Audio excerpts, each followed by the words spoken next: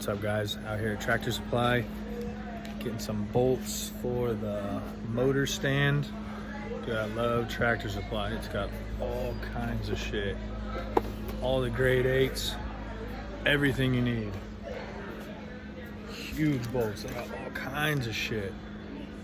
Dude, whatever you need, Tractor Supply is my go-to place. Home Depot, they ain't got crap for bolts. But we'll get out of here, go get these bolts, get that motor on the stand, and hopefully pressure wash it today. Yes, sir. Hey, what's up, guys? We are back at the house with the Edsel. We got the motor on the stand.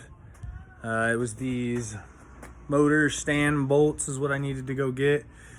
The transmission bolts just weren't long enough, so I took the transmission bolts down to, what's that, Tractor Supply I went to make sure I got the right thread pitch and just got the bolts a little bit longer. So we got it up on the stand. I just sprayed a bunch of degreaser on it. That's all this white, yellow gunk stuff. And I got the pressure washer right there. I'm gonna do the inside of the engine bay a little bit too. I just sprayed a little bit in there. It's not too bad. More or less the power steering pump's got a bunch. But look at that torque converter with bolts already existing in it. I've never seen those before. Must be a Ford thing or just old, obviously.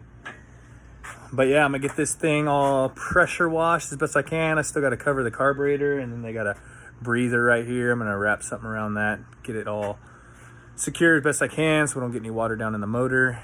And yeah, I'll get back with you guys and hopefully it'll look a lot better. Get some orange. I see orange paint coming through, but it's caked on down there. Get back with you guys after I'm done pressure washing it. There's that baby right there. Get after it. All right, so as you can see, I got pelted with grease and oil everywhere, man. But that's all right. Hit the engine bay up pretty good. There was a bunch on the power steering pump. Wasn't too bad. Got the motor out here in the sun. Came out pretty good. It was thick, real thick down here, crusty. That shit was just baked on there for a few years. But yeah, you could see she was orange. I'm not sure if I'll paint it. I'll probably paint the valve covers. Not too worried about how the engine looks. But yeah, it came off pretty good right here.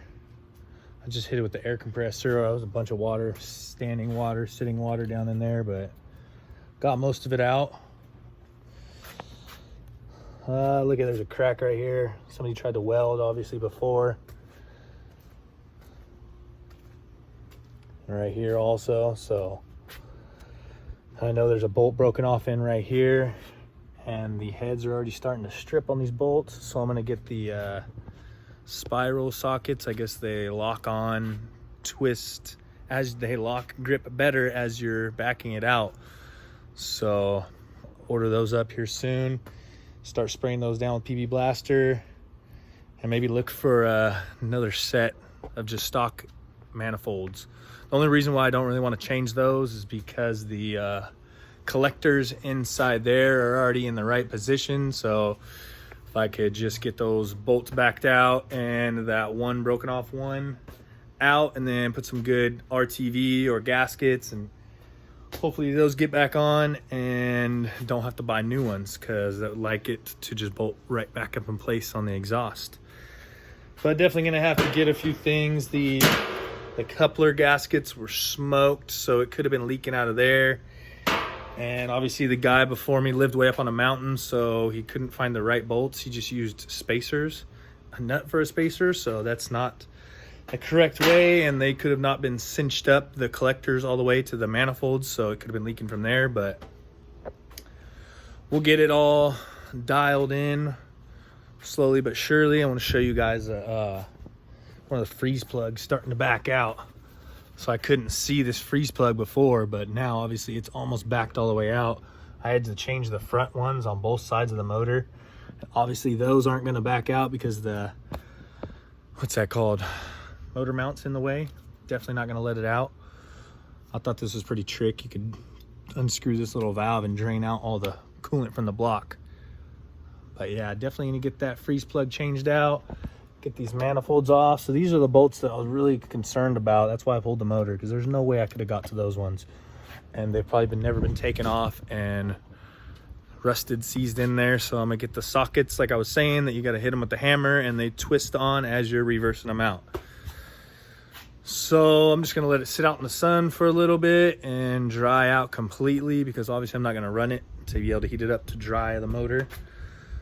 But I believe that's all I have for today, guys. Thanks for watching the video of the Gardener's Garage, and join us on the next one.